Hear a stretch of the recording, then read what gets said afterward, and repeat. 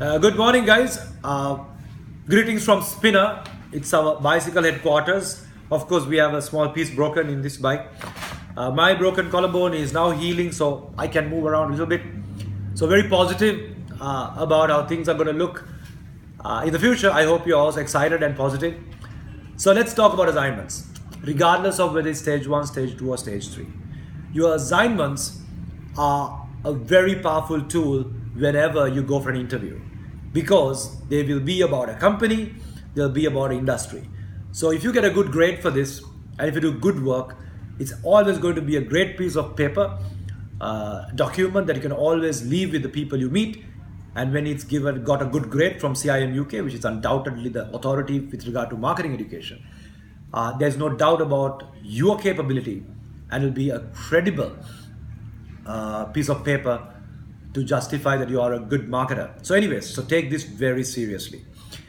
Select the right company, select industries carefully.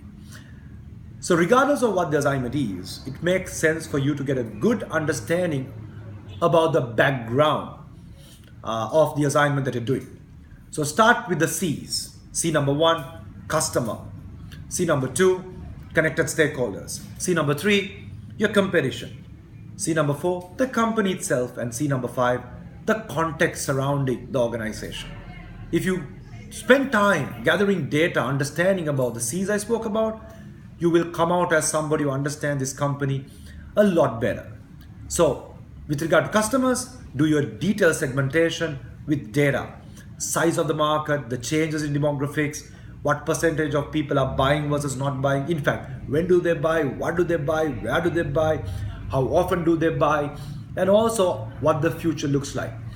Do your audits, do your data analysis, talk to people, make it strong. Connect the stakeholders. You got to look beyond customers, employees, number of employees, their seniorities, gender mix, with regard to their competency mix. How many engineers, how many R&D guys, if it's a engineering or a mechanical company. How many people with MBAs, with good ranking universities, how many people with CIM. Get to really understanding the internal context of a company before saying employees are a resource or employees are a strength. Doesn't mean anything unless it's justified. Stage 3 specifically, more focus on stakeholder analysis. So that's your C2.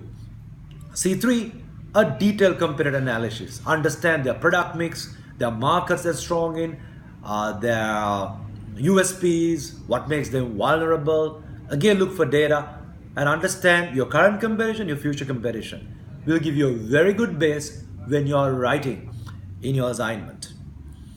And ladies and gentlemen, later on, you got to spend a lot of time with regard to your company. What are the competencies and what are the resources in detail. We miss this most of the time.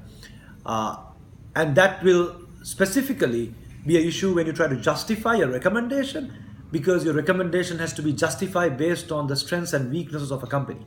So if you justify a recommendation which is not supported by a strength the company has, or if your recommendation is not supported by how a current weakness in this company, for example, geographic coverage, if it's a weakness, you don't say how that is going to be improved to support this recommendation, you will fall flat. So understand the C4, which is the company, in detail. And finally, the context. What's the context the examiner has painted for you? Is it a crisis situation? Is it an internal situation? Is it a branding situation? Is it a promotional issue they're having? What's the context? At the same time, appreciate the context in which the company operates with regard to its micro, macro factors. Are there legislative issues coming up? Example, with regard to tobacco, with regard to alcohol, is there anything that's happening in the context that can impact what this company is doing right now? Bring the real stuff. And also with regard to context, is this a small company, a micro company like Spinner, or a large company, or multinational? Because whatever happens in the context of the size of the company is going to have a direct impact on what you plan to do. So this type of analysis of the 5 C's, the customer, the competitor, the connected stakeholders, the company itself, internal analysis, and the context is going to give you a lot of credibility, when you start attacking any type of issue the examiner is going to throw at you within different tasks of your assignment.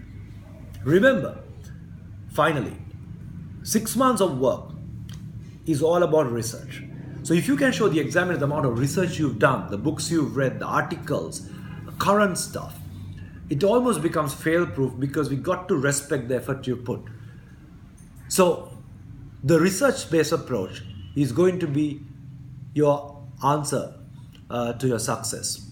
So that's a good way to get your assignment background ready, and later on we can talk about some of the key tasks where I'll give you some guidance to take them step by step.